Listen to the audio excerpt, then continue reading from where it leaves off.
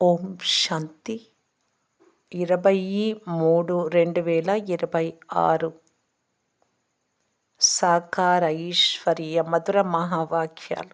మధురమైన పిల్లలారా, పుణ్యాత్మలుగా అవ్వాలి అంటే ఒక్క తండ్రిని మాత్రమే స్మృతి చేయండి. స్మృతి ద్వారానే తృప్పు వదిలిపోతుంది, ఆత్మ పావనంగా అవుతుంది. ప్రశ్న: ఏ స్మృతి ఉంటే ఎప్పుడు ఏ విషయంలోనూ తికమక పడరు? జవాబు: డ్రామా స్మృతి. ఇది తయారవుతున్న డ్రామా. ఇప్పుడు క్రొత్తగా తయారయ్యేది ఏమీ లేదు. ఈ అనాది డ్రామా నడుస్తూనే ఉంటుంది. ఇందులో ఏ విషయంలోనూ తికమక పడే అవసరం లేదు అని స్మృతిలో ఉండాలి. చాలామంది పిల్లలు ఇది మా 84వ అంతిమ జన్మనో కాదు అని సంశయపడతారు. బాబా అంటున్నారు, తికమక పడకండి, సంశయపడకండి. మనుషుల నుండి దేవతలుగా అయ్యే పురుషార్థం చేయండి. ఓం శాంతి. పిల్లలకు ఓం శాంతికి అర్థం తెలుసు. నేను ఆత్మను, నా స్వధర్మము శాంతి. నేను ఆత్మ శాంతి స్వరూపాన్ని, శాంతిధామంలో నివసించే ఆత్మను. ఈ పాఠాన్ని పక్కా చేసుకుంటూ ఉండండి. ఇది తెలియజేసింది ఎవరు? శివబాబా. శివబాబా ఒక్కరినే స్మృతి చెయ్యాలి. వారికి తమదే అయిన స్వంత శరీరం, రథం లేదు. అందువలన వారికి ఎద్దును వాహనంగా చూపిస్తారు, నందిని. మందిరాలలో కూడా నందిని ఉంచేస్తారు. దీనిని పూర్తి అజ్ఞానం అని అంటారు. ఈ విషయాన్ని తండ్రి తన పిల్లలకు అనగా ఆత్మలకు అర్థం చేయిస్తూ ఉన్నారు. నేను ఆత్మలందరికీ తండ్రి శివుడు. నాకు అనేక పేర్లున్నాయి, కానీ అనేక పేర్లు ఉన్నందునే తికమక పడుతున్నారు. వాస్తవానికి అసలైన పేరు శివుడు. శివ జయంతి కూడా భారతదేశంలోనే జరపబడుతుంది. నేను నిరాకారుడు. నేను వచ్చి పతితులను పావనంగా తయారు చేస్తూ ఉన్నాను. కొంతమంది భగీరథుడు అని, కొంతమంది నందిగణమని అంటారు. నేను ఏ భాగ్యశాలి రథంలో వస్తాను, నేనే వచ్చి తెలియజేస్తాను అని తండ్రి చెప్తున్నారు.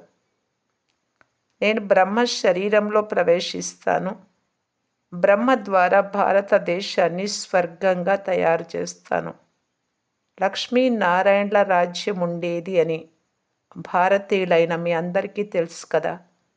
భారత్వాసి పిల్లలైన మీరంతా ఆది సనాతన దేవీ దేవత ధర్మానికి చెందిన వారిగా ఉండేవారు, స్వర్గవాసులుగా ఉండేవారు. 5000 సంవత్సరాల క్రితం నేను వచ్చినప్పుడు మీ అందరినీ సతోప్రధాన స్వర్గానికి అధికారులుగా చేశాను. తర్వాత మీరు తప్పకుండా పునర్జన్మలు తీసుకోవాల్సి వచ్చింది. తండ్రి చాలా సులభంగా నేరుగా తెలుపుతూ ఉన్నారు. ఇప్పుడు శివ జయంతి పండుగను జరుపుకుంటారు. 2021లో 85వ శివ జయంతి అని వ్రాస్తారు. బాబా అవతరించి 85 సంవత్సరాలైంది. 1936 నుండి 2021కి. వారితో పాటు బ్రహ్మ, విష్ణు, శంకర్లు కూడా వచ్చారు. త్రిమూర్తి బ్రహ్మ జయంతిని ఎవరు చూపించరు, కానీ తప్పకుండా చూపించాలి. ఎందుకంటే బాబా అంటున్నారు, నేను బ్రహ్మ ద్వారా మళ్ళీ స్థాపన చేస్తాను, బ్రాహ్మణులుగా తయారు చేస్తాను. కావున బ్రహ్మ మరియు బ్రాహ్మణ వంశీయుల జన్మ కూడా జరిగింది. తర్వాత మీరు బ్రాహ్మణుల నుండి విష్ణుపురానికి యజమానులుగా అవుతారు అని కూడా చూపిస్తారు. తండ్రి స్మృతి ద్వారానే మీలోని మలినాలు తొలగిపోతాయి. భారతదేశ ప్రాచీన యోగం ప్రసిద్ధిగాంచింది, కానీ అది ఎవరు నేర్పించారో ఎవ్వరికీ తెలియదు. స్వయం బాబా చెప్తున్నారు, పిల్లలు మీరు మీ తండ్రినైనా నన్ను స్మృతి చెయ్యండి. మీకు నా నుండి వారసత్వం లభిస్తుంది. నేను మీ తండ్రిని. నేను కల్పము వస్తాను. నేను వచ్చి మిమ్ములను మనుషుల నుండి దేవతలుగా తయారు చేస్తాను. ఎందుకంటే మీరు మొదట దేవీ దేవతలుగా ఉండేవారు. 84 జన్మలు తీసుకుంటూ పతితులుగా అయ్యారు. రావణుడి మతమును అనుసరిస్తూ ఉన్నారు. ఈశ్వరీయ మతము ద్వారా మీరు స్వర్గానికి యజమానులుగా అవుతారు. తండ్రి అంటున్నారు, నేను కల్పక్రితం కూడా వచ్చాను. ఏదైతే జరిగిపోయిందో అది కల్పకల్పము జరుగుతూనే ఉంటుంది. తండ్రి మళ్ళీ వచ్చి ఇతడిలో ప్రవేశిస్తారు. ఈ దాదాను బంధనాల నుండి విడిపిస్తారు. తర్వాత వీరందరి పాలన పోషణ చేయిస్తారు. ఒకప్పుడు మనమే సత్యుగంలో ఉండే వారము అని భారత్వాసులైన మనమే 84 జన్మలు తీసుకున్నాము అని మీకు తెలుసు. మొట్టమొదట సర్వగుణ సంపన్నంగా 16 కళా సంపూర్ణంగా ఉండేవారు. యథా రాజా రాణి తథా ప్రజ, అందరూ నెంబర్ వారుగా ఉండేవారు. అందరూ రాజులుగా అవ్వలేరు. తండ్రి అర్థం చేయిస్తున్నారు. సత్యుగంలో 8 జన్మలు, త్రేతాలు 12 జన్మలు, ఇదే విధంగా మేం పాత్ర చేశాము అని మీరు భావించండి. మొదట సూర్యవంశ రాజధానిలో పాత్ర చేశారు. తర్వాత చంద్రవంశంలో పాత్ర చేశారు. ఆ తర్వాత క్రిందకు దిగుతూ దిగుతూ వామ మార్గంలోకి ప్రవేశించారు. తర్వాత 63 జన్మలు తీసుకున్నారు. భారత్వాసులే పూర్తిగా 84 జన్మలు తీసుకున్నారు. ఇతరులెవ్వరికి ఇన్ని జన్మలు లేవు. గురునానక్ 500 సంవత్సరాల క్రితం వచ్చారు. సిక్కులకు సుమారు 12, 14 జన్మలు ఉంటాయి. లెక్క కట్టవచ్చు. క్రైస్తవులు 2000 సంవత్సరాలలో 60 పునర్జన్మలు తీసుకొని ఉండొచ్చు. క్రైస్తవ మతం వృద్ధి చెందుతూ ఉంటుంది. పునర్జన్మలు తీసుకుంటూ ఉంటారు. బుద్ధిలో ఇలా ఆలోచించండి, మేమే 84 జన్మలు తీసుకున్నాం. ఇప్పుడు మళ్ళీ సతో ప్రధానంగా అవ్వాలి. జరిగిపోయినదంతా డ్రామాయే. ఇది తయారైన డ్రామా పునరావృతం అవుతూ ఉంటుంది. బాబా మిమ్ములను బేహద్దు చరిత్రలోకి తీసుకెళ్తారు. పునర్జన్మలు తీసుకుంటూ వచ్చారు. మీరిప్పుడు 84 జన్మలు పూర్తి చేశారు. మీ ఇల్లు శాంతిధామము అని ఇప్పుడు మళ్ళీ బాబా స్మృతినిప్పించారు. ఆత్మరూపమేంటి? బిందువు. పరంధామంలో బిందువులు వృక్షం వలె ఉంటాయి. ఆత్మల వృక్షం కూడా నెంబర్ వారుగా క్రిందకు రావాల్సి ఉంటుంది. పరమాత్మ కూడా బిందువే, ఇంత పెద్ద లింగ రూపం కాదు. తండ్రి అంటున్నారు, మీరు నా పిల్లలుగా అయితే నేను మిమ్మల్ని స్వర్గానికి అధిపతులుగా చేస్తాను. మొదట మీరు నా వారుగా అవ్వాలి. తర్వాత నేను మిమ్మలను చదివిస్తాను. బాబా, మేము మీ వారమని అంటారు. దానితో పాటు చదువుకోవాలి కూడా. నా వారుగా అవుతూనే మీ చదువు ప్రారంభం అవుతుంది. తండ్రి అంటున్నారు, ఇది మీ అంతిమ జన్మ. కమల పుష్ప సమానంగా పవిత్రులుగా అవ్వండి. పిల్లలు ప్రమాణం చేస్తున్నారు, బాబా మేము మీ నుండి వారసత్వం తీసుకునేందుకు ఎప్పుడు పతితులుగా అవ్వం. 63 జన్మలు పతితులుగా అయ్యాము. ఇది 84 జన్మల కథ. బాబా వచ్చి ఈ కథను సులభం చేసి అర్థం చేయిస్తున్నారు. లౌకిక తండ్రి తన పిల్లలకు అర్థం చేయిస్తారు కదా, అలా ఈ అనంతమైన తండ్రి కూడా అర్థం చేయిస్తారు. తండ్రి వచ్చి ఆత్మలతో పిల్లలు పిల్లలు అంటూ మాట్లాడతారు. శివరాత్రి పండుగ కూడా చేస్తున్నారు కదా. అర్ధకల్పం పగలు, మళ్ళీ అర్ధకల్పం రాత్రిగా ఉంటుంది. ఇప్పుడు రాత్రి అంతమై పగలు ప్రారంభమయ్యే సంగం యుగం. భారతదేశం సత్యుగంగా ఉన్నప్పుడు పగలుగా ఉండేది. సత్య త్రేతాయుగాలను బ్రహ్మ పగలు, బ్రహ్మ బాబాతో పాటు మీరందరూ పగలులో ఉండేవారు. ఆత్మస్మృతిలో దివ్య గుణాలతో ఉండేవారము. దానిని పగలు అంటారు.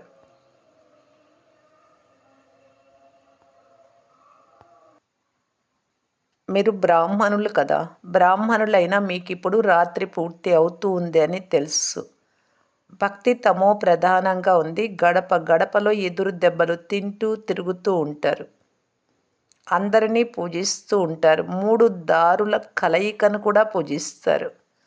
మానవ శరీరాలను కూడా పూజిస్తారు. సన్యాసులు స్వయాన్ని శివోహం, నేనే శివుడని కూర్చున్నారు. మాతలు వెళ్ళి వారిని పూజిస్తారు. ఈ బాబాకు, బ్రహ్మ బాబాకు చాలా అనుభవాలు ఉన్నాయి. బాబా అంటున్నారు, నేను కూడా పూజించాను, కానీ అప్పుడు నాకు జ్ఞానం లేదు. అభిషేకాలు పండ్లు మనుషులకే నివేదించే వారము. ఇది కూడా మోసమే కదా. కానీ ఇవన్నీ మళ్ళీ జరుగుతాయి. భక్తుల రక్షకుడు భగవంతుడు.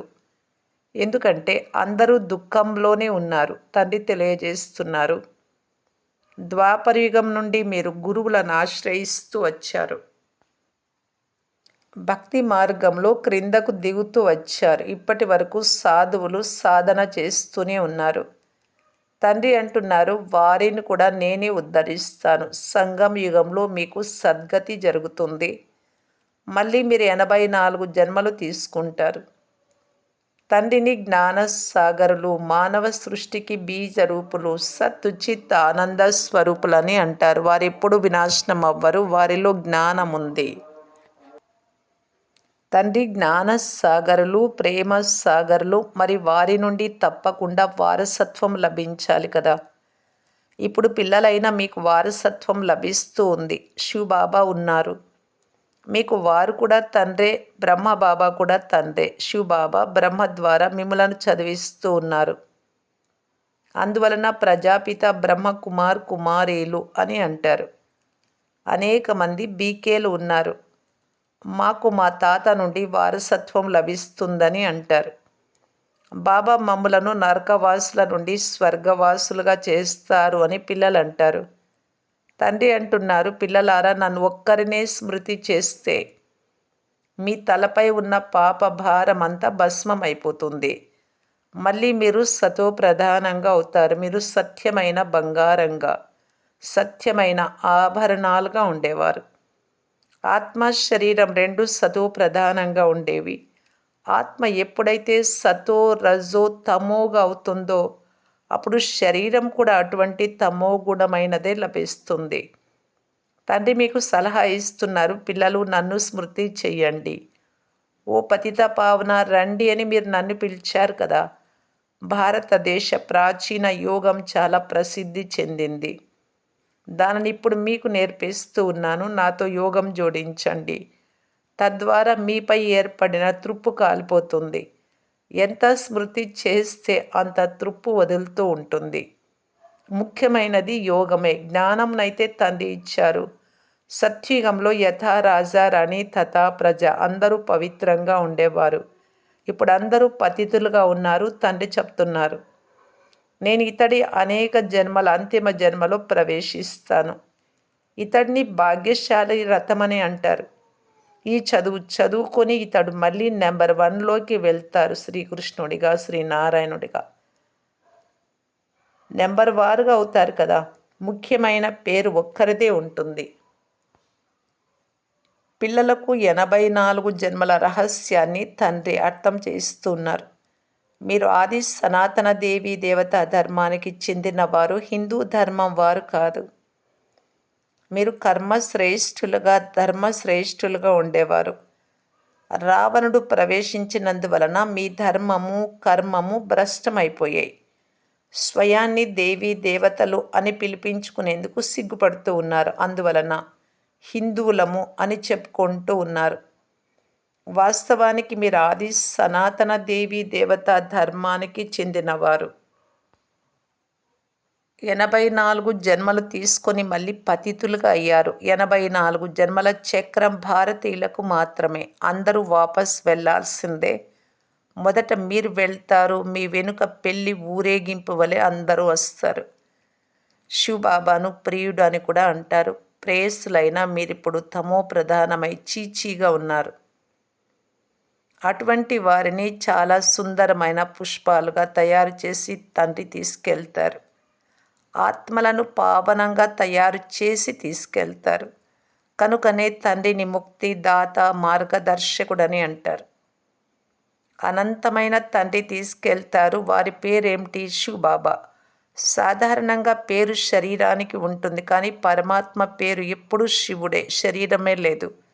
బ్రహ్మ విష్ణు శంకరులకు సూక్ష్మ శరీరం ఉంది. శివబాబాకు ఎలాంటి శరీరము లేదు. వారిని శివబాబా అని అంటారు. పిల్లలు నన్ను ఓ మాతాపిత, మేము మీ పిల్లలమని అంటారు. ఇతరులు కూడా నన్ను పిలుస్తూనే ఉంటారు, కానీ వారికి నేనెవరో తెలియదు. అందరికీ తెలిస్తే ఏమవుతుందో తెలియదు. దైవీ వృక్షానికి ఇప్పుడు అంటు కట్టబడుతుంది. వజ్రం నుండి గవ్వ సమానంగా అయ్యేందుకు 84 జన్మలు పట్టింది. మళ్ళీ చక్రం నూతనంగా ఇప్పుడు ప్రారంభమవుతోంది. ప్రపంచ చరిత్ర భూగోళం రిపీట్ అవుతుంది. తండ్రి అర్థం చేయిస్తున్నారు. మీరు పూర్తిగా 84 జన్మలు తీసుకున్నారు. 84 లక్షల జన్మలు ఉండేందుకు వీలు లేదు. ఇది చాలా పెద్ద తప్పు. 84 లక్షల జన్మలు లభించినందున కల్పమాయువు లక్షల సంవత్సరాలు అనేశారు. ఇది పూర్తిగా అసత్యం. భారతదేశం ఇప్పుడు అసత్యఖండంగా ఉంది. సత్యఖండంలో మీరందరూ సదా సుఖంగా ఉండేవారు. ఈ సమయంలో మీరు 21 జన్మల వారసత్వాన్ని తీసుకుంటారు. అంతా మీ పురుషార్థంపైనే ఆధారపడి ఉంది. రాజధానిలో మీకు ఏ పదవి కావాలో ఆ పదవి తీసుకోండి. ఇందులో ఏ గారడీ లేదు. మనుషుల నుండి దేవతలుగా తప్పకుండా అవుతారు. ఇది చాలా మంచి ఇంద్రజాలం కదా. మీరు ఒక్క సెకండ్లోనే బాబా పిల్లలుగా అయ్యామని అర్థం చేసుకుంటారు. కల్పము బాబా మనల్ని స్వర్గానికి యజమానులుగా చేస్తారు. అర్ధకల్పం వెతుకుతూ వచ్చారు, కానీ స్వర్గవాసులుగా ఎవ్వరూ అవ్వలేదు. తండ్రి వచ్చి పిల్లలైన మిమ్ములను అందుకు అర్హులుగా చేస్తున్నారు. తప్పకుండా ఇక్కడ మహాభారత యుద్ధం కల్పక్రితం జరిగింది. అప్పుడు కూడా నేను మీకు రాజయోగం నేర్పించాను. శివబాబా అంటున్నారు, నేనే వచ్చి మీకు నేర్పిస్తాను, యేసుక్రీస్తు కాదు. ఇది అనేక జన్మల అంతిమ జన్మ. తికమక పడకండి. మీరు భారత్వాసులు. మీది చాలా సుఖమునిచ్చే ధర్మం. ఇతర ధర్మాల వారు వైకుంఠానికి రాలేరు. ఈ డ్రామా కూడా అనాదిగా నడుస్తూనే ఉంటుంది. ఈ డ్రామా ఎప్పుడు తయారైందో చెప్పలేము. దీనికి అంతం లేదు. ప్రపంచ చరిత్ర భూగోళం రిపీట్ అవుతుంది. ఇది సంగం యుగం, చిన్న యుగం. బ్రాహ్మణులే ఉన్నతమైన వారు. తండ్రి బ్రాహ్మణులైన మిమ్మలను దేవతలుగా చేస్తున్నారు కనుక తప్పక బ్రహ్మ సంతానంగా అవ్వాల్సి వస్తుంది. మీకు తాతగారైన శివబాబా నుండి వారసత్వం లభిస్తుంది. స్వయాన్ని బీకేలుగా భావించినంత వరకు వారసత్వం పొందుతారు. ఎవరైతే స్వయాన్ని బీకేలుగా భావించరో వారికి వారసత్వం ఎలా లభిస్తుంది? అయినా ఎవరైనా ఏదో కొంత జ్ఞానం విన్నా సాధారణ ప్రజలలోకైనా వస్తారు. ఎందుకంటే తప్పనిసరిగా స్వర్గంలోకి వచ్చి తీరాలి. తండ్రి మహావాక్యాలు విన్నారు కనుక. శివబాబా బ్రహ్మ ద్వారా బ్రాహ్మణ, దేవత, క్షత్రియ ధర్మాలను స్థాపన చేస్తారు. గీత తప్ప మరి ఏ శాస్త్రము లేదు. గీత సర్వోత్తమ దైవీ ధర్మశాస్త్రం. దాని ద్వారా 3 ధర్మాలు స్థాపన అవుతాయి. బ్రాహ్మణులుగా కూడా ఇక్కడే తయారవ్వాలి. దేవతలుగా ఇక్కడే అవుతారు. మంచిది. మధురాతి మధురమైన అపురూపమైన పిల్లలకు మాతాపిత బాప్ దాదాల ప్రియ స్మృతులు మరియు గుడ్ మార్నింగ్. ఆత్మిక పిల్లలకు ఆత్మిక తండ్రి నమస్తే. ధారణ కొరకు ముఖ్య సారము. ఫస్ట్ పాయింట్, ప్రతి ఒక్కరి నిశ్చిత పాత్రను అర్థం చేసుకొని సదా నిశ్చింతులుగా ఉండాలి. తయారవుతున్న ఈ డ్రామాపై స్థిరంగా ఉండాలి. సెకండ్ పాయింట్, ఈ చిన్న సంగం యుగంలో తండ్రి నుండి వారసత్వాన్ని పూర్తిగా తీసుకోవాలి. స్మృతి బలము ద్వారా తృప్పును వదిలించుకొని స్వయాన్ని గవ్వ నుండి వజ్ర సమానంగా చేసుకోవాలి. మధురమైన వృక్షం అంటులోకి వెళ్లేందుకు అర్హులుగా అవ్వాలి. వరదానము, ఒక్క తండ్రి స్మృతిలో సదా లీనమై ఉండి ఏక్రస్ అవస్థను తయారు చేసుకొనే సాక్షి ద్రష్టాభవ. ఇప్పుడు సంకల్పము స్వప్నంలో కూడా ఊహించినటువంటి పరీక్షలు వస్తాయి. అయితే మీ అభ్యాసం ఎలా ఉండాలి అంటే హద్దులోని డ్రామా సినిమాను సాక్షిగా చూస్తూ ఉన్నట్టు చూడాలి. అప్పుడు బాధ కలిగించేది కానీ సంతోషం కలిగించేది కానీ తేడా ఏమీ ఉండదు. అలా ఎవరిదైనా రమణీకమైన పాత్ర కానీ స్నేహి ఆత్మ యొక్క గంభీరమైన పాత్ర కానీ ప్రతి పాత్రను సాక్షి ద్రష్టగా చూడండి. ఏక్రస్ అవస్థ ఉండాలి, కానీ సదా ఒక్క తండ్రి స్మృతిలో లీనమై ఉన్నప్పుడే ఇటువంటి అవస్థ ఉంటుంది. స్లోగన్, దృఢ నిశ్చయము ద్వారా తమ భాగ్యాన్ని నిశ్చితం చేసుకుంటే సదా నిశ్చింతగా ఉంటారు. అవ్యక్త సూచన నిశ్చయము అనే పునాదిని గట్టి చేసుకొని సదా నిర్భయంగా నిశ్చింతగా ఉండటానికి బాప్దాదా తెలియజేస్తున్నారు. కర్మ చేయుటకు ముందు, ఏ పనైనా చేయటానికి ముందు మాకు విజయం జరిగే ఉంది అనే నిశ్చయం ఉంచుకోండి.